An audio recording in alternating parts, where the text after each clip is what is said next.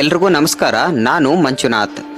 ಮಧ್ಯಪ್ರಾಚ್ಯ ಯುದ್ಧದಿಂದ ದೇಶದಲ್ಲಿ LPGಯ ಕೊರತೆ ಎದುರಾಗಿರುವ ಕಾರಣ ಸರ್ಕಾರಿ ಸ್ವಾಮ್ಯದ ತೈಲ ಕಂಪನಿಗಳು ಮನೆಗಳಿಗೆ 14.2 kg ಸಿಲಿಂಡರ್ಗಳಲ್ಲಿ ಕೇವಲ 10 kg LPG ಪೂರೈಸುವ ಬಗ್ಗೆ ಯೋಚಿಸುತ್ತಿವೆ ಎಂದು ಮಾಧ್ಯಮವೊಂದು ವರದಿಯನ್ನ ಮಾಡಿದೆ.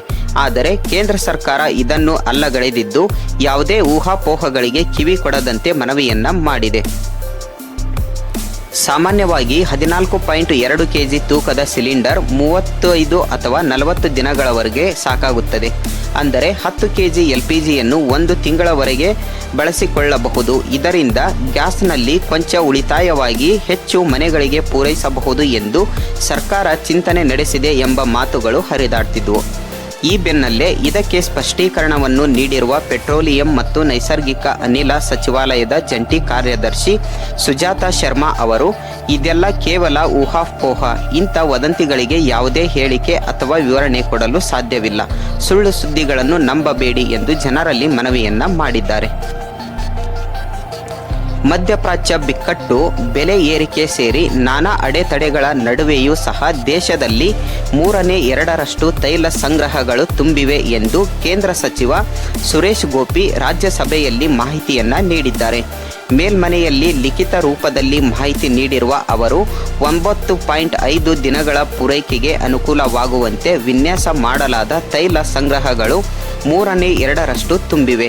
Indian strategical petroleum reserve limited 53.3 lakh ton ಸಾಮರ್ಥ್ಯದೊಂದಿಗೆ 3 ಪೆಟ್ರೋಲಿಯಂ ಸಂಗ್ರಹಗಳನ್ನು ಸ್ಥಾಪಿಸಿತ್ತು. ಇವುಗಳಲ್ಲಿ ಸುಮಾರು 33.7 ಲಕ್ಷ ಟನ್ ಕಚ್ಚಾ ದಾಸ್ತಾನು ಇದೆ. ಒಟ್ಟಾರೆ ಸಂಗ್ರಹ ಸಾಮರ್ಥ್ಯದ 64% ಅಂತ ಹೇಳಿದ್ದಾರೆ.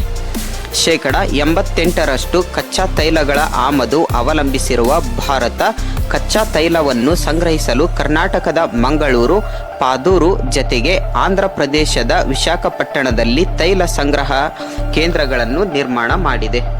LPG ಬಿಕ್ಕಟ್ಟಿನ ಕಾರಣ PNG ಬಳಕೆ ಉತ್ತೇಜಿಸುತ್ತಿರುವ ಕೇಂದ್ರ ಸರ್ಕಾರ ಕಳೆದ 3 ವಾರಗಳಲ್ಲಿ ಸುಮಾರು 3.5 ಲಕ್ಷ ಹೊಸ ವಾಣಿಜ್ಯ ಮತ್ತು ದೇಶೀಯ PNG ಸಂಪರ್ಕಗಳನ್ನು ನೀಡಿದೆ.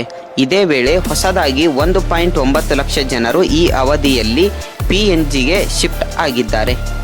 ಕೇಂದ್ರ ಪೆಟ್ರೋಲಿಯಂ ಸಚಿವಾಲಯದ ಕಾರ್ಯದರ್ಶಿ ಸುಜಾತಾ ಶರ್ಮಾ ಸೋಮವಾರ ಸುದ್ದಿಗೋಷ್ಠಿಯಲ್ಲಿ ಈ ಮಾಹಿತಿಯನ್ನ ನೀಡಿ, LPG ಲಭ್ಯತೆ ಇನ್ನೂ ಕಳವಳಕಾರಿಯಾಗಿದೆ, ಆದರೆ ಸಿಲಿಂಡರ್ ಕ್ಷಾಮ ಉಂಟಾಗಿಲ್ಲ. ಪರಿಸ್ಥಿತಿ ನಿಯಂತ್ರಿಸಲು ಪೂರೈಕೆಯನ್ನು ಅಧಿಕಗೊಳಿಸಲಾಗಿದೆ. PNG ಸಂಪರ್ಕಕ್ಕೆ ಉತ್ತೇಜನವನ್ನು ಸಹ ನೀಡಲಾಗ್ತಿದೆ ಅಂತ ಹೇಳಿದ್ದಾರೆ. ಫ್ರೆಂಡ್ಸ್, ಈ ವಿಡಿಯೋದ ಬಗ್ಗೆ ನಿಮ್ಗೆ ಏನು ಅನಿಸುತ್ತೆ ಅನ್ನೋದನ್ನು ಕಮೆಂಟ್ ಮಾಡಿ. ಇನ್ನೂವರೆಗೂ ಯಾರು ನಮ್ಮ ಚಾನಲನ್ನು ಸಬ್ಸ್ಕ್ರೈಬ್ ಮಾಡಿಲ್ವೋ ದಯವಿಟ್ಟು ನಮ್ಮ ಚಾನಲನ್ನು ಸಬ್ಸ್ಕ್ರೈಬ್ ಮಾಡ್ಕೊಳ್ಳಿ.